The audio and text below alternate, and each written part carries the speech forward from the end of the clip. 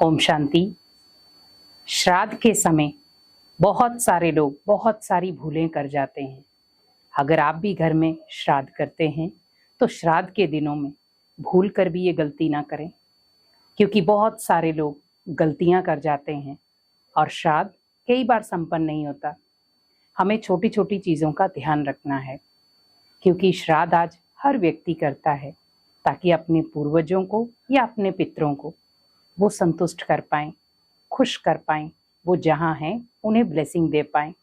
लेकिन हमें ये भी ध्यान रखना है कि श्राद्ध करते समय कौन सी विधि रखनी है या किन बातों का ध्यान रखना है। तो ये 3 बातें विशेष आप ध्यान रखें। श्राद्ध के दिनों में आपको ये 3 कर्म भूल कर भी नहीं करने हैं, क्योंकि ये 3 कर्म कई बार श्राद्ध को संपन्न होने नहीं देते।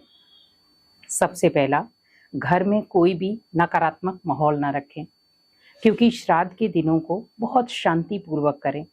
श्राद्ध के दिन बहुत शांत प्रिय अगर हम करते हैं तो हमारे पूर्वजों को भी शांति का दान मिलता है।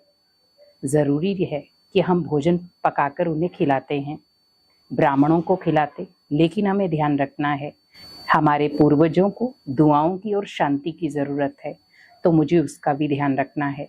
तो हमें करना क्या है कि जैसे ही हम घर में हमें लगे कि हमारे घर में नकारात्मक माहौल है, उसे सकारात्मकता में बदलें, क्योंकि नकारात्मक माहौल कई बार इन विधियों को संपन्न होने नहीं देता। तो हमें ध्यान रखना है कि अगर हमारे घर का माहौल जो है वो नकारात्मक है तो मुझे उस घर के माहौल को सकारात्मकता में परिवर्तन करना है। तो ही आप श्राद्ध के दिनों में उन विधियों को संपन्न कर सकेंगे, क्योंकि जिस घर में शांति होगी, सकारात्मकता होगी, वहां पर श्राद्ध भी विधि पूर्वक ही होंगे। तो दूसरा है गलत खान पान, क्योंकि श्राद्ध के दिनों में विशेष कहा जाता है कि हमारा खान पान भी बहुत शुद्ध होना चाहिए। अगर आपके घर में कोई तामसिक चीज चलती है तो श्राद्ध के दिनों में आप उसे बंद कर दें। और मैं तो आपको यही कहूंगी कि आप जितना अपने आप को सात्विक रखेंगे उतना हमारे मन में विचार भी सात्विक ही आएंगे, सकारात्मक आएंगे।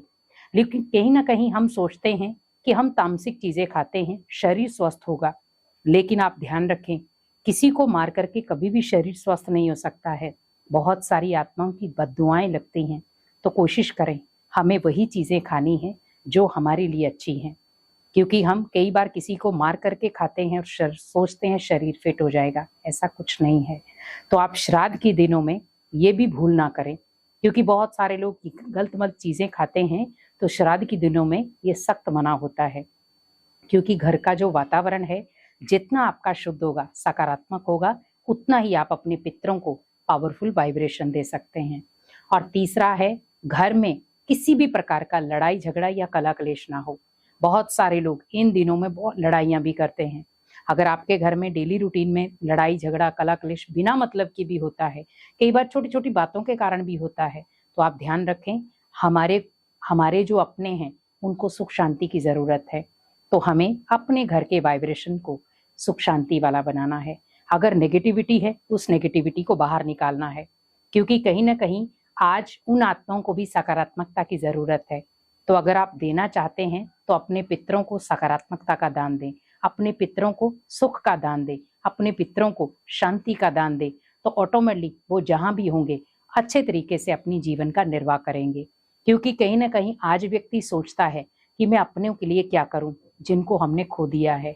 श्राद्ध तो कर रहे हैं, लेकिन श्राद्ध में बहुत सारी ऐसी विधियां गलत कर जाते हैं, कई बार वो श्राद्ध भी गलत हो जाता है।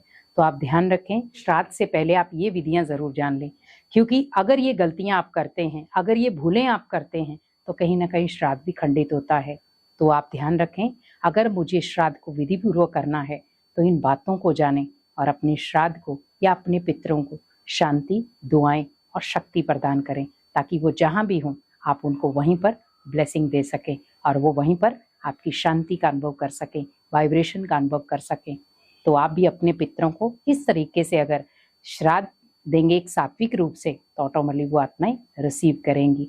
तो भगवान को रखें साथ में और भगवान के माध्यम से उन आत्माओं को वाइब्रेशन दें, तो उन तक वो वाइब्रेशन पहुंचेंगे। ओम शांति।